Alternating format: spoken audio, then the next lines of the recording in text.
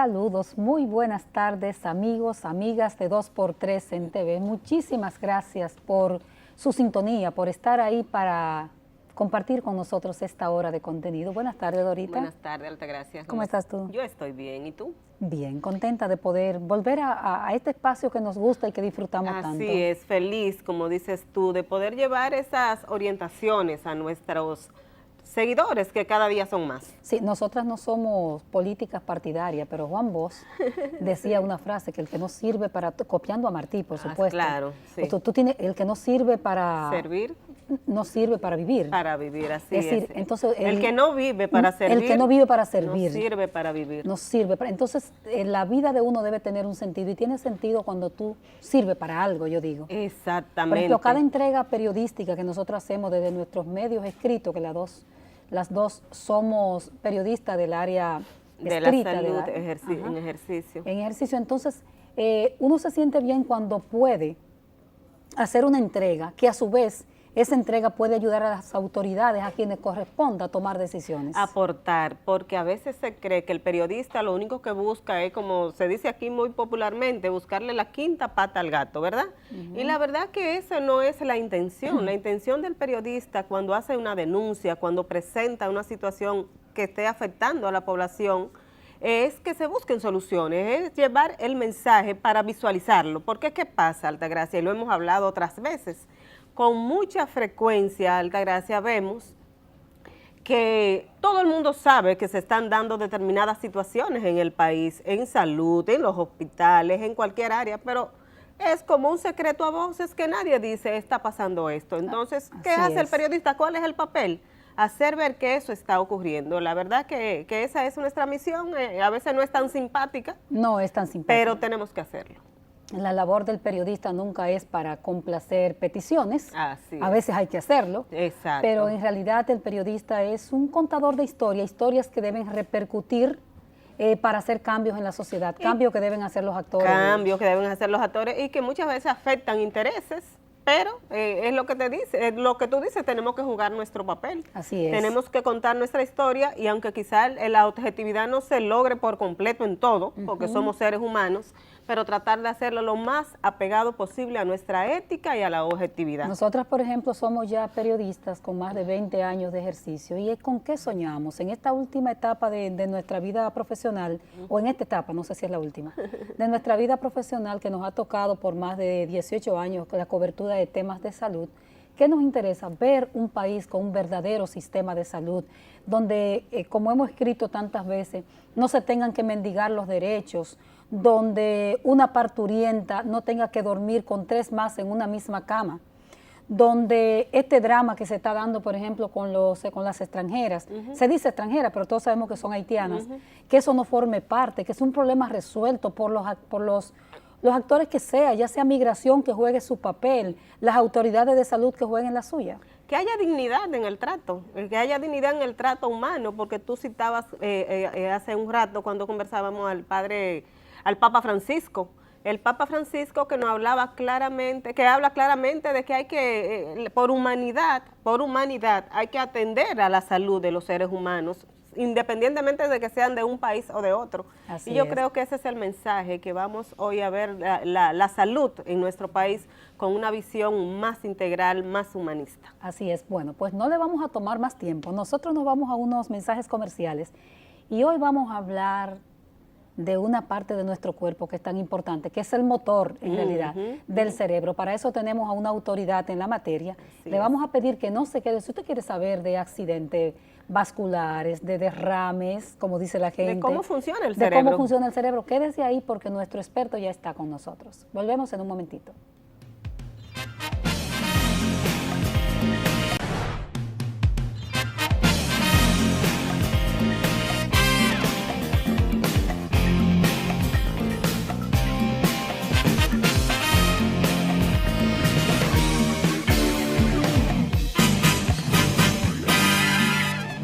Gracias por continuar con nosotros y tenemos al doctor Luis Eduardo Suazo, neurocirujano endovascular. El doctor Suazo trabaja en Sedimat y hace una excelente labor allí. Y vamos a hablar, como decía Altagracia en un principio, del cerebro, que tanto nos interesa a todos porque eso es lo que mueve todo nuestro cuerpo. Doctor, bienvenido, gracias. Buenas tardes, muchas gracias, distinguidas y bellas damas. Gracias al pueblo dominicano por permitirnos compartir un rato de su tiempo en esta tarde, hablando un poquitico de salud, de situaciones que nos preocupan y que podemos llegar a solucionar en determinados momentos. El cerebro preocupa mucho a la gente, ¿verdad? Algo que le pase en su cerebro, ¿por qué debe preocupar tanto, Mire, doctor? Primero, como ustedes bien habían dicho, el cerebro es el gran regulador de todas las funciones que tiene el organismo, de todos los órganos. El cerebro es el gran general. El corazón tiene una capacidad de latir, por ejemplo, automáticamente de unos 20, 30 latidos por minutos. Normalmente la frecuencia de un ser humano es de un 60, un 70%. Ese plus lo da una serie de estímulos que el sistema nervioso central es el que le manda al cerebro. El cerebro controla voluntario o involuntariamente los latidos del corazón, los movimientos del intestino, las secreciones de las diferentes glándulas, los movimientos voluntarios o no voluntarios de los músculos. Por lo tanto, y además nos permite integrarnos y relacionarnos con el medio ambiente a través de los órganos sentidos. Por lo tanto, el cerebro es el órgano vital del ser humano. O sea que toda la economía humana depende del cerebro, vamos a decirlo Correctamente, así. Y es metabólicamente, por ser esa situación, el órgano más demandante de energía. Calculemos que el 20% de la irrigación, o sea, una quinta parte de la sangre que el corazón normalmente bombea, es el cerebro el que la consume, que sustrae sus metabolitos, sobre todo como azúcar y como glucosa. Y aparte de eso, como siempre decimos, para relajar un poquitico la atención del programa o de la gente, hasta las emociones, el cariño, el amor, el odio, la furia, la ira, todo depende de diferentes estructuras que están en el cerebro. ¿Y de dónde viene, doctor Suazo, entonces esta concepción que primó por tantos años en el mundo de que era el corazón el que... Probablemente por la sensación, es decir, decíamos que el corazón late a 20 o 30 latidos por minuto, perdón. El cerebro le da ese extra. Cuando vemos algo o que nos agrada o que nos pone en alerta, se estimula un sistema que se llama noradrenérgico, la noradrenalina y la adrenalina, que son secretadas por glándulas endócrinas controladas por el cerebro y por una serie de nervios que forman el famoso sistema simpático, que estimulan el cerebro, y por eso la gente tiene taquicardia, los vasos se abren y por eso la gente se pone rubicunda, colorada, por una serie de sensaciones que verdaderamente es nuestro querido cerebrito el que está ordenándole a los órganos efectores cómo se manifiesta. ¿Y de qué se alimenta el cerebro? El cerebro tiene fundamentalmente dos tipos de nutrientes, que son oxígeno y glucosa.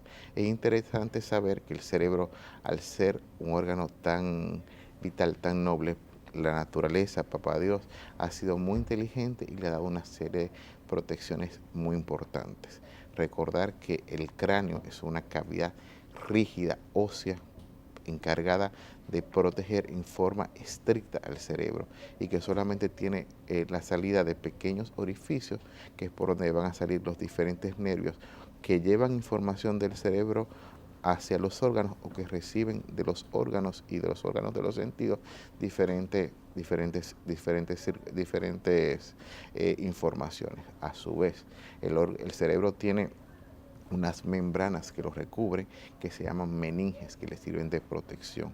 Igualmente, el cerebro tiene una barrera que se llama barrera hematoencefálica, en la cual permite que el cerebro pueda filtrar las moléculas que le llegan, por lo tanto solamente permite el ingreso de glucosa y de oxígeno. Por ejemplo, las proteínas son incapaces de entrar al cerebro. Y cuando hablamos de glucosa, doctor, perdón, es el azúcar. El azúcar. O un tipo de azúcar, porque azúcares son muchos. Sí. Puede ser la fructosa, la galactosa, pero el ser humano y sobre todo el cerebro se alimenta exclusivamente de glucosa. Entonces es necesario el azúcar. Es Las correcto. glucosas son necesarias, entonces, Es- que hoy día se condenan mucho por es- la diabetes y Es eso. correcto, lo que pasa es que también el organismo tiene una forma de metabolizar las proteínas y las grasas para convertir esos alimentos en azúcar. Y finalmente, como mecanismo de protección, el cerebro es un órgano que flota. Hay un líquido que se llama el líquido cefalorraquídeo, que es el que normalmente se saca en las punciones lumbares o a las damas o a las personas cuando le van a hacer una punción raquídea, una anestesia aquí en el raquis, ese líquido hace que el cerebro flote y por lo tanto impactos físicos, al haber un medio acuoso alrededor, las fuerzas físicas quedan aturdidas y en parte limitadas por ese espacio físico que evita que el cerebro reciba fuertes lesiones. Doctor, ¿y el oxígeno? ¿Qué tiempo puede vivir el cerebro sin oxígeno? Porque la gente dice, dejó de respirar por determinado Bueno, tiempo. se ha determinado que hay distintos grupos de células. El cerebro no es un solo tipo de células, sino que hay varios tipos de células. Habitualmente que se dice que una neurona, que es la célula más especializada del organismo, y a su vez son las células más largas que tenemos en el organismo, porque hay neuronas que pueden llegar a medir de 6 a 8 metros. ¿Son larguitas las neuronas? Hay algunas que son cortas y otras que son largas de 6 a 8 metros. Entonces se calcula que unos 6 a 8 minutos puede vivir una neurona sin oxígeno directamente. Lo que pasa es que hay un grupo de neuronas que están alrededor, que es lo que se llama la zona de penumbra isquémica, que en determinados momentos pueden paliar y suplir ese tipo de situaciones. Recordar también que es muy importante que nacemos con un grupo determinado de neuronas y a lo largo de la vida van muriendo cada día neuronas. Se calcula que entre unos 15 o 20 millones de neuronas mueren todos los días por un proceso normal de degeneración. Y cuando uno llega a la vejez, vamos a decir así, ya un adulto mayor tiene entonces menos neuronas. Es correcto. O sea, con los años van Es pasando. correcto, van disminuyendo. Lo que pasa es que lo que se denominan habilidades o destrezas dependen de las interconexiones de los cortocircuitos que aprendamos a hacer entre un grupo de neuronas y otras.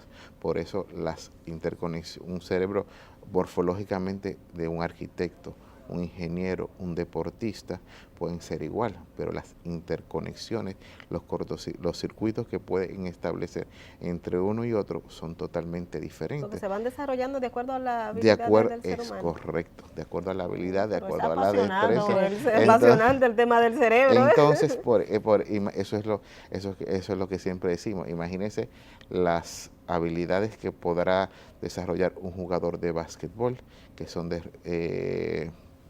un Larry Bird, un Magic Johnson, un Michael Jordan, que son totalmente diferentes a las habilidades que pudo desarrollar un futbolista como Pelé, Maradona o un corredor como Usain Bolt o interconexiones neuronales como las que pudo haber tenido Alexander Fleming o Albert Einstein, y es morfológicamente visto de afuera el mismo cerebro. La diferencia lo da las interconexiones, los circuitos que pueda establecer el cerebro a lo largo de toda su vida. ¿Cómo manda, Tati? Yo me he cogido No, ustedes se emocionaron me los dos con el cerebro. ¿Y cómo manda el cerebro los mensajes a los órganos del cuerpo? O sea, ¿a través de qué? Ok, eso es muy interesante.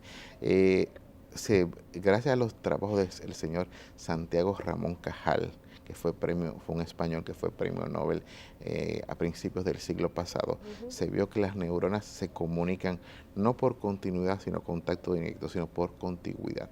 Y entre una neurona y otra se liberan, llega una descarga eléctrica y una serie de sustancias que están acumuladas en su terminación, que se llaman neurotransmisores, se liberan y van hacia la otra neurona, se apoyan sobre unos receptores y así mandan el mensaje. Entonces, las neuronas mandan a través de esos neurotransmisores órganos hacia las órdenes a las otras neuronas, a los músculos y a las diferentes sustancias. Por eso muchas personas postulan que el cerebro no es un órgano eléctrico, sino más un órgano hormonal endocrino porque es a través de neurotransmisores, de proteínas muy parecidas a las hormonas que verdaderamente funcionan ¿Por el la cerebro. sangre va eso o por dónde? Eso va directamente del contacto del nervio hacia el órgano efector, por Oh, una Dios mío, pequeña que hendidura. la verdad que es un tema apasionante, pero yo los voy a ustedes dos a aterrizar,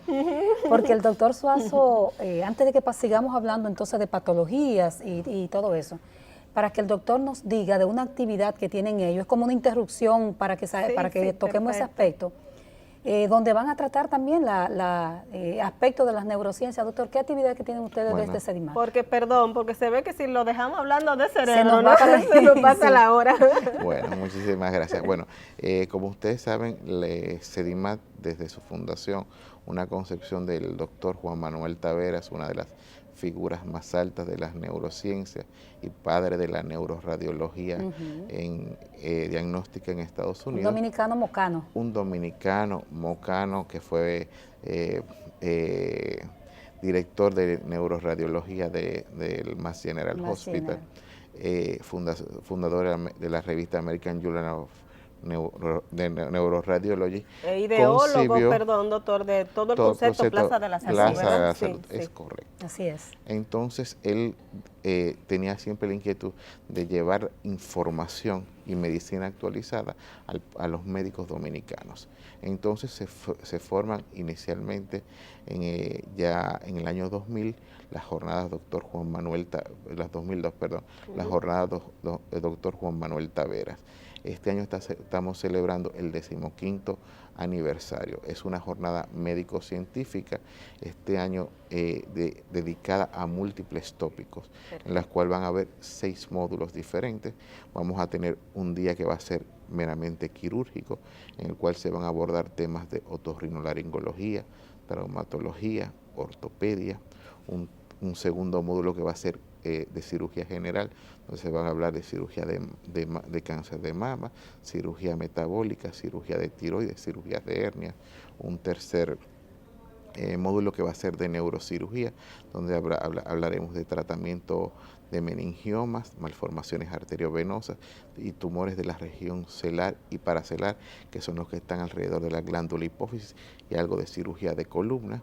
Tenemos los módulos finales que van a ser ese día de ginecología y urología, donde se va a tratar tratamiento quirúrgico de la endometriosis, tratamiento del suelo pélvico, que es el descenso que se produce a las damas durante el desarrollo de los años. Ya para el sábado viene una jornada de cardiología pediátrica, que será tanto de adultos como de niños, donde se van a tocar temas como cirugía de revascularización, cirugía cardíaca en niños, cateterismos cardíacos en adultos. ¿Y qué día es eso, doctor? Los días será 29 y 30 de septiembre en el Salón Anacaona, es con cupo limitado. Como hemos dicho, siempre tenemos mucho interés en la docencia. Vamos a tener el apoyo de ADOFEM, es gratuita, cupo limitado, pero se le otorga a cada una de las facultades de medicina 10 cupos para que ellos lo distribuyan en los estudiantes más destacados. No tienen que ser estudiantes o sea, estudiantes de medicina. De medicina en general. Iba a decir que no tenían que ser estudiantes en especialidades, sino estudiantes. No, puede ser estudiante de medicina, puede ser especialista, y el que no pueda asistir físicamente lo puede hacer a través de la vía electrónica, a través de live stream del Facebook, de la página de Facebook en live stream, donde se va a ver transmisión en vivo. ¿Y tendrán invitados internacionales? Tenemos invitados internacionales de Estados Unidos. Viene el doctor Badi Adaba, que es neurocirujano de Cleveland Clinic. Tenemos la visita del doctor Toledo, que viene de Islas Canarias, de España. Tenemos la presencia del doctor Videla, que viene de Argentina.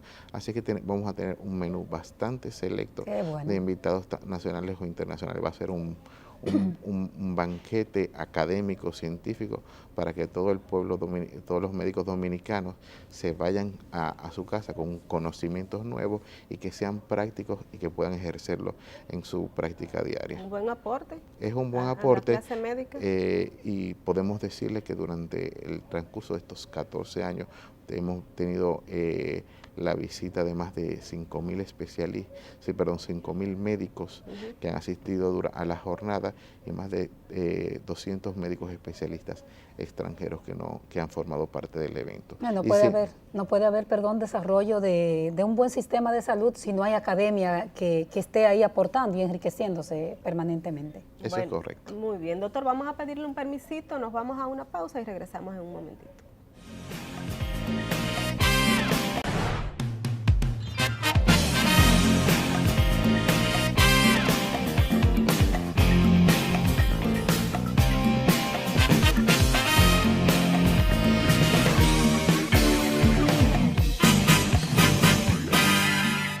Gracias por continuar con 2x3 en TV y seguimos con este banquete científico con el doctor Luis Eduardo Suazo, un neurocientista que dirige ese departamento en Sedimat, en la Plaza de la Salud. Ya que Doris y usted comenzaron hablando de ciencia y del cerebro en el primer segmento del programa, yo quisiera que aterrizáramos ahora la parte de ese órgano tan importante que rige nuestra economía humana, como decía Doris, también se enferma. Eso es correcto. ¿Cuáles son las patologías más frecuentes, sobre todo las que vivimos los dominicanos? Bueno. No sé si tenga que ver con la que viven los demás, pero en el caso del patio nuestro, la que tenemos nosotros. Mire, es muy interesante su pregunta. Primero, porque tenemos hoy en día una población que está envejeciendo. Exacto. Entonces, comenzamos a ver una serie de enfermedades degenerativas que hace unos 20 años no las teníamos. El pronóstico de vida hoy en día de hombres y sobre todo de las damas de ustedes se ha prolongado de manera importante. Nosotros un poquito más. Ustedes un poquito más, porque son más inteligentes que nosotros. Entonces, y se cuidan mucho más que nosotros. Ajá. Entonces, curiosamente, no es novedad. Una vez por mes usted ve en los noticiarios alguna persona que estará celebrando 100 años. Sí. Entonces, las enfermedades degenerativas están teniendo un auge y un impacto cada vez mayor en nuestra sociedad. Enfermedades neurodegenerativas como Parkinson, como Alzheimer, como demencias seniles vasculares o mixtas, accidentes cerebrovasculares y una serie de situaciones que antes no las teníamos y que queremos que las instituciones y las políticas de salud pública se tienen que ir preparando, porque dentro de unos años vamos a tener una población octogenaria y nonagenaria mucho mayor de la que teníamos planificada dentro de hace unos años. En el tema que a nosotros nos atañe y que siempre hemos sido muy cuidadosos en estudiar, que son los accidentes cerebrovasculares, usted sabe que probablemente sean en nuestro país la segunda causa de muerte en el país después de los infartos al miocardio o las enfermedades cardiovasculares. Dolorosamente le pedimos al Departamento de Estadística de Sedimat que nos buscara información reciente del ministerio, pero no la pudimos conseguir. Entonces seguimos teniendo el primer problema que tenemos en la República Dominicana es el subregistro, que no tenemos una forma bien científica y bien acabada de recolectar los datos, la información de qué nos estamos enfermando y de qué estamos muriendo, porque eso es importante para la implementación de las diferentes políticas de salud.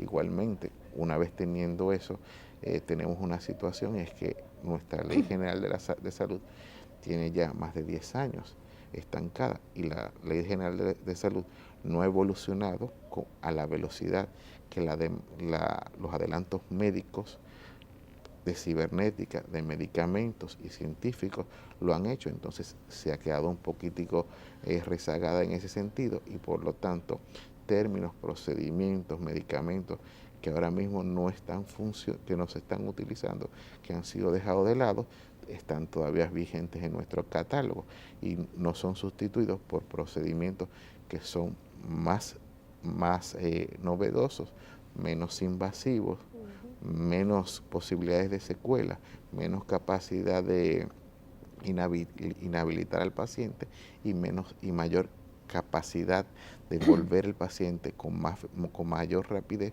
hacia su ámbito laboral. Entonces muchas veces tenemos pacientes que pueden fallecer, que pueden quedar secuelados por no tener el acceso a tiempo a ese tipo de medicamentos, tecnología o procedimientos que son necesarios para su rehabilitación. ¿Eso, doctor, en materia de accidente cerebrovascular o en todo lo que encierra estas otras patologías que En usted nos muchas citaba? cosas, en muchas cosas. Por ejemplo, lo podemos dividir en dos grandes, en grandes situaciones. Vamos a hablar un poquitico de accidentes cerebrovasculares. Que entre Rápidamente, paréntesis, doctor, ¿es verdad que ya no se dice accidentes cerebrovasculares? Nos decían que la OMS había acuñado un nuevo término que tenía que ver con endovasculares o algo así. no, se sigue llamando, cada país lo llama diferente, Ok. o le llaman ataques o ataque cerebrovascular para hacerlo todavía mucho más dramático Ok. y concientizar un poquitico más, darle más fuerza al término. Ok. Entonces, si usted agarra la literatura de los años 80, era la segunda o tercera causa de muerte en Europa y en Estados Unidos, con una serie de medidas de educación y de tratamiento. Esos países lo han bajado del cuarto al quinto lugar en incidencia de mortalidad. No es que están ocurriendo menos, sino que los mecanismos de salud se han agilizado para diagnosticarlos y tratarlos más rápidamente. Perfecto. Hoy en día, por ejemplo, tenemos, si a un paciente le da una trombosis, que es cuando una arteria se tapa, mecanismos en los países de alta tecnología, en el cual se atiende al paciente, va a la ambulancia del 911 o 911, muchas veces con el tomógrafo dentro de la ambulancia. Le hacen la tomografía en la ambulancia. Ya antes de llegar, la media hora, los 40 minutos que se puede llegar, ya sabemos qué tipo de, si es un derrame o una trombosis lo que tiene. Eso activa otro tipo de pacientes. Entonces, si es una trombosis, una arteria tapada, ya el médico de emergencia sabe que hay un medicamento. Y ganó tiempo, doctor. Se gana Gana muchísimo tiempo. Entonces, hay una serie de medicamentos como el RTPA o Alteplasa que se inyectan por una vena y pueden disolver los coágulos. Una serie de dispositivos como a través de cateterismo, como una bomba de aspiración o como un stent retraíble que permite extraer mecánicamente el coágulo sin necesidad de hacer una craneotomía, a través de un cateterismo por la ingle, y los pacientes se van al tercer o cuarto día a su casa y la rehabilitación y recuperación es mucho mayor. Entonces es un individuo que de tener una disfuncionalidad o una incapacidad se recupera más rápidamente, se puede reinsertar más rápidamente al trabajo y no queda dependiente de una segunda o una tercera persona, porque como el país no tiene centros de rehabilitación donde se puedan hospitalizar este tipo de pacientes, en nuestra realidad tiene que ser Cuidados en el hogar. por una segunda o una tercera persona. Así es. Entonces se pierde el trabajo del afectado, el trabajo de los cuidadores. Perfecto. Carga familiar. Entonces, farmacoeconómicamente, que es como se llama ahora mismo la farmacoeconomía, habla de que es mucho mejor y mucho más práctico invertir inicialmente en tratar esa urgencia, pero tener ese paciente o ese paciente, esos familiares libres y productivos para que sigan produciendo para una ¿Qué sociedad. porcentaje, doctor, de esos pacientes que se atienden a tiempo se recuperan en comparación con los que llegan ya sin esa atención primaria? Depende de los lugares y del tiempo. El tiempo es fundamental porque se ha visto que mientras mayor el tiempo que pasa, peor es la situación. Se da un plazo de 6 a 8 horas y ahora se está extendiendo la ventana inclusive hasta 24. Pero se habla de hasta un 80 o un 90% que pacientes que son tratados en el momento adecuado pueden llegar a recuperarse y a tener una vida funcional independiente de otras personas. El tema, doctor, es, como decía usted, hablaba de países con sistemas de salud funcional. En la República Dominicana no tenemos esa capacidad resolutiva, por ejemplo, para que desde una ambulancia el paciente pueda ir siendo tratado. Y la organización de lo que también se hace mucho en Europa, la rotación de los hospitales. Es decir, no es un hospital, sino varios centros de salud que tienen que dar respuesta. Entonces ellos lo que hacen que en una ciudad, por ejemplo en Santo Domingo, una semana ese tipo de pacientes van al centro A, en la segunda semana del mes al centro B, tercera semana al centro C, para que no haya una saturación. O sea, Una que saturación de los organizado servicios. el servicio. Es correcto. Entonces, de esa manera, la situación es más fluida. Claro. Entonces, o que alguien que, por ejemplo, que le dé le dé en el norte del país, tenga capacidad de respuesta en el este, pueda ocurrir lo mismo. Y la paradoja de esto es que los grandes países se quejan muchas veces de las distancias.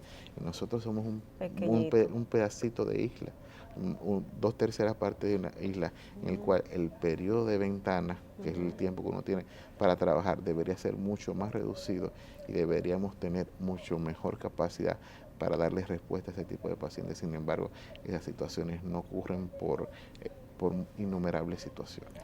¿Cuál es perdóname, Dori, cuál es la relación, doctor Suazo, que existe entre una persona que le da un infarto, que tiene una cardiopatía, la que sea, y el cerebro? ¿Por qué generalmente hay una relación entre un ACV, un accidente cerebrovascular, y el infarto o la enfermedad cardiovascular? Interesantísima la pregunta.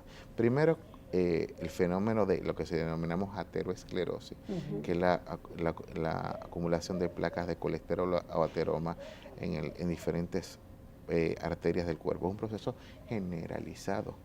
El paciente que sufre ateroesclerosis no la sufre solamente en el corazón, la puede sufrir en las piernas, en los brazos, puede sufrirla en el cerebro. Y muchas veces ese proceso de ateroesclerosis daña a las arterias que van al cerebro, y a veces pequeños fragmentos de grasa se pueden desprender e impactar y darle una trombosis. Igualmente, algunas situaciones en las cuales el corazón, que es la bomba que impulsa la sangre, no funciona correctamente y se pueden acumular pequeños residuos de sangre en el corazón. Esos pequeños residuos de sangre se van coagulando, no se mantiene el líquido. Entonces, cuando se produce un latido lo suficientemente enérgico como para expulsarlo por anatomía y porque el primer órgano que se irriga es el cerebro, inmediatamente esos coágulos migran desde el corazón hacia el cerebro y pueden impactar y hacerle una embolia cerebral bien directa, de proximidad. Las primeras arterias que sale, el corazón saca primero las arterias coronarias, que son para irrigarlos al mismo, pero inmediatamente las arterias que salen, las primeras son directamente para mandarle flujo al cerebro. Entonces, desde que se contrae el corazón, cualquier cosa que haya quedado como residuo, cualquier coagulito, va a impactar inmediatamente hacia el cerebro. Doctor, usted hablaba de que el país ha quedado un poco atrás en la actualización. ¿Usted entiende entonces que ese catálogo de prestaciones que tenemos a través del Sistema Dominicano de Seguridad Social ya debe irse adecuando a estos tiempos, vamos a decir, de cambio degenerativo en la población? Eso yo creo que es un grito unánime de la comunidad médica hacia las autoridades de salud. Han habido y hemos participado en algún tipo de reunión como intento de revisión, pero todavía no se logra. Es lento ese proceso. Sí, es lento en la parte de neurocirugía, de cerebrovascular, en la parte de columna, cirugías mínima invasivas, en la parte tumoral, que muchas patologías, muchos procedimientos de mínima invasión, muchos como la radiocirugía por gamma knife, muchos medicamentos no tienen la cobertura que deberían tener. Entonces necesitamos todavía un intento más de universalización de esos procedimientos para que todo dominicano pueda llegar a tener la posibilidad de tener un tratamiento como Dios manda. Doctor, el Parkinson y el Alzheimer son dos problemas neurológicos, dos enfermedades que preocupan mucho a la población, porque como usted lo decía, a medida que van pasando los años se van desarrollando, a medida que la persona va envejeciendo. ¿Existen avances significativos en materia de tratamiento. Quizá aquí todavía no tenemos acceso a ello, pero sí existen Sí, en tal sentido. existen sobre todo. En el Parkinson se han logrado algunas situaciones interesantes. Sigue siendo una situación que hay que manejarla medicamentosa, de manera medicamentosa en algunas ocasiones, cuando el paciente ya se hace rebelde a la medicación o intolerante, ya que los medicamentos le provocan muchos efectos secundarios, hay algún tipo de cirugía o de procedimiento quirúrgico que puede ayudarlo. Hay una serie de dispositivos que se llaman dispositivos de estimulación profunda, DBS, que pueden llegar a ayudar al paciente. El Alzheimer todavía no lo tenemos tan bien catalogado.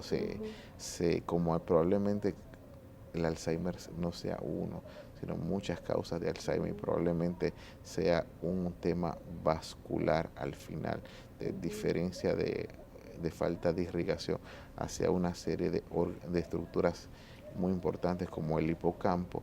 Todavía lo que hay son medicamentos que dicen enlentecer el proceso, pero la recuperación o reversión de la enfermedad, yo creo que todavía estamos un poquitico distantes de poderla conseguir. Pero hay científicos trabajando en eso, supongo. Hay muchos científicos, muchos laboratorios trabajando en eso, pero hoy en día todos los esfuerzos que tenemos publicados hasta ahora hablan de un control de la enfermedad, pero todavía no tenemos la capacidad para hacer regresar al paciente al estadio antes de iniciado el proceso. Bueno, pedimos la anuencia del doctor Luis Eduardo Suazo para irnos a unos mensajes comerciales y regresamos con el último segmento de 2x3 en TV.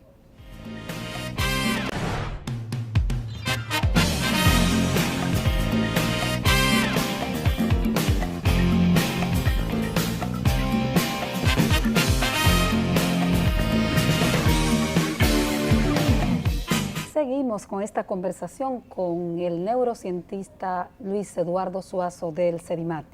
Doctor, uno de los problemas frecuentes, no sé con qué frecuencia se maneja, son las malformaciones cerebrales. Se trata de un tema congénito. ¿A quiénes afecta más? ¿A niños, si es congénito? ¿A niños? ¿En qué segmento de la población es más evidente y si se detecta a tiempo en el país? Interesantísima pregunta. Existen dos teorías de la formación de las malformaciones arteriovenosas. Una que habla que puede ser congénitas, otra que habla que pueden ser adquiridas. Pero probablemente cuando hablemos de malformaciones arteriovenosas estemos también englobando varias entidades, varias enfermedades que todavía no hemos podido establecer claramente. Los que apoyan la teoría congénita dicen que aparentemente en la 7ª semana de vida, cuando se están estableciendo mecanismos de que el cerebro tiene, por ejemplo, para llegar a donde Doris, tienen 3 o 4 arterias para llevarle sangre a Doris. En el proceso del desarrollo, el organismo decide que es una la que se va a mantener, que es la que en ese caso es la más práctica, pero puede ocurrir que no se desarrolle, que en lugar de cuando se desarrolla una, las otras 3 desaparecen, pero hay en otras ocasiones que el organismo decide que la necesita las 4, y en esas ocasiones hay una red que se llama capilares que no se desarrolla, que directamente las arterias comunican con las venas y se forma una especie de ovillo, que es la malformación propiamente dicha. Los que proponen el tema de la teoría adquirida hablan de que el endotelio, que es la lámina que cubre la parte más interna de las arterias y de las venas y los capilares, sufre un proceso de recambio cada 4 años. Por lo tanto, si en algún momento de ese recambio se provocara algún tipo de defecto en la reparación o en la regeneración, se podría formar una malformación arteriovenosa. Las malformaciones son fundamentalmente esto: un grupo de arterias que van a un nido y que drenan a una vena. No existen los capilares, que es normalmente el punto donde los tejidos toman la irrigación, los nutrientes, el azúcar, la glucosa y eliminan el dióxido de carbono. Entonces, las malformaciones tienen diferentes formas de manifestarse. Lo más frecuente es que se rompan y sangren, den una hemorragia, y es la causa más frecuente de hemorragia cerebral en niños y en adolescentes. ¿Eso es lo que ustedes le llaman aneurisma? No, el aneurisma es una debilidad en la pared de la arteria ya de otro tipo de características. Okay. Tratable de una manera similar. También las malformaciones pueden, como habíamos dicho, pueden romper o sangrarse, pueden robarle, si son muy grandes, robarles sangre al tejido cerebral normal, llevar al paciente a tener convulsiones, transformarlos en epilépticos o impedir el normal desarrollo neurocognitivo, ¿por el tamaño? intelectual del paciente, porque son zonas de baja resistencia. Entonces la sangre normal del organismo de que va destinada al cerebro se las roban, se la chupa. Entonces el cerebro no se puede desarrollar de la manera correspondiente. Hay veces que inclusive son tan grandes que, como la sangre viaja muy rápidamente, se descubren en niños muy pequeñitos por problemas cardíacos, porque sobrecargan el corazón y pueden darle insuficiencia cardíaca por una especie de cortocircuito que se produce directamente entre las arterias y venas del cerebro, y eso le provoca una sobrecarga muy grande al corazón. Posibilidades de resolver esa hoy en el siglo XXI hay muchas. Hay veces que las malformaciones se descubren en una etapa muy tardía de la vida, que el paciente ha tenido la suerte y ha sido muy pequeñita. Uno prefiere observar al paciente. Que puede vivir una persona con su malformación si no hace manifestaciones. Si no ha manifestado, y si es pequeña, sobre todo. Pequeña. Y en un sitio, en lugares que no sean sumamente peligrosos. Perfecto. Pero hay algunas malformaciones que se rompen, que sangran, que pueden incapacitar o inclusive llevar a la muerte al paciente, y en esos casos uno tiene que ser un poquitico más agresivo. Perfecto. Existen diferentes formas de tratamiento. Una es lo que nosotros practicamos hace mucho tiempo, la embolización, que es una punción por la pierna, por la femoral o por la arteria radial, subir hasta el interior de la malformación, inyectarle una serie de polímeros para trombosar esa malformación. Es como desbaratar.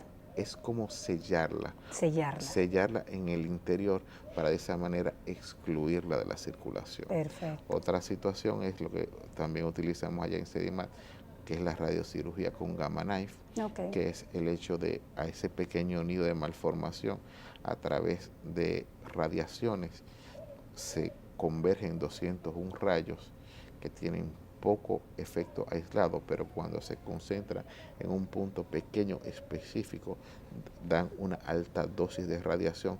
Eso provoca la trombosis de la lesión y puede llegar a desaparecer.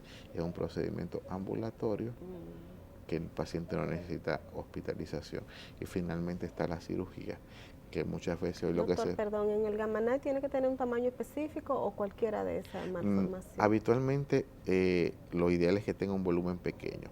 Lo que hacemos es que, y era la parte que iba, que hay veces que si son muy grandes, uno lo que trata es de devascularizar una parte a través de la embolización, irla reduciendo, y ya a la parte que queda viva, darle esas radiaciones. O lo que uno puede hacer es dividirla en sesiones, es decir, si tengo una lesión por ponerle que mida 10, darle 2 volúmenes de 5 para esa cantidad de radiación, no darla toda en una misma sesión. ¿Y eso es un equipo multidisciplinario? ¿Tiene que ver? Sí.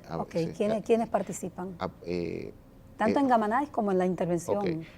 Participan neurólogos, anestesiólogos, neurocirujanos, en gamma knife radiooncólogos para la medición de las radiaciones, físico-médicos, muchas veces como habíamos hablado, neuropsicólogos, por el hecho de que estos pacientes, como hemos hablado, pueden llegar a tener alteraciones de funciones neurocognitivas atención, memoria, lenguaje, destrezas para identificarlos previamente y también para ayudarlos a rehabilitarse de la manera más satisfactoria. Doctor, ¿y cuándo se decide la neurocirugía, la cirugía? Ok, la cirugía se utiliza, puede ser cuando la malformación ya se ha roto y hay que evacuar el coágulo, o cuando tenemos una malformación lo suficientemente devascularizada, ya sea por embolización o por radiocirugía, que uno ya sabe que es una malformación muerta, que uno puede extirparla satisfactoriamente ya para ya terminar completamente con la enfermedad del paciente. Doctor, ya la cirugía abierta, como le El decía, craniotomía. ¿se usa todavía? Todavía tiene su rol para esos casos, como le estaba diciendo, cuando la lesión no está viva, sino ya está fallecida, se puede llegar a remover ese resto, o en los casos de que haya provocado un hematoma, una hemorragia cerebral importante que aumente la presión dentro del cráneo y que pueda hacer que el paciente, si no se le evacúa el hematoma y se le hace una ventana al hueso, pueda fallecer. En esos casos la cirugía es mandatoria. Como ustedes saben, señores, el cerebro, y lo vieron en la parte inicial con Doris y el doctor Suazo, es un órgano emocionante, o sea, sí, de conocimientos infinitos que todavía falta muchísimo por estudiar. Por tanto, no vamos a poder en el desarrollo de una hora. Sí, quisiéramos, sí, antes de despedirnos, darle este último segundo al doctor para que nos recuerde la jornada en la que van a participar los neurocientistas, también la fecha. Neurocientística y médicos, cardiólogos, otorrinos, médicos generales, estudiantes de medicina. El conocimiento, la información debe ser universal, debe estar al alcance de todos nosotros. Va a ser el 29-30 de septiembre, presencialmente en el Hotel Jaragua. Pueden ir a la página cedimat.com/jornadas 2017, ahí hacer su registro, o si no, a través, si no pueden asistir, a través de la página de Facebook de Cedimat en live stream, que tendremos la transmisión en vivo. Y si aún así no pueden o desean repasar los temas que se trataron, que pueden quedar para consulta posteriormente en las páginas en la página de YouTube, estará en el canal de YouTube de Cedimat, estará también la jornada disponible. Actualizado el doctor Suazo, sí, bastante, en las redes sociales. Es una gran oportunidad para nuestros médicos, para que se orienten y reciban las informaciones en ese ámbito tan interesante. Y a ustedes darle las gracias, a usted también, doctor, por acompañarnos, y a nuestros televidentes también darle las gracias, y será hasta la próxima semana. Hasta el próximo sábado.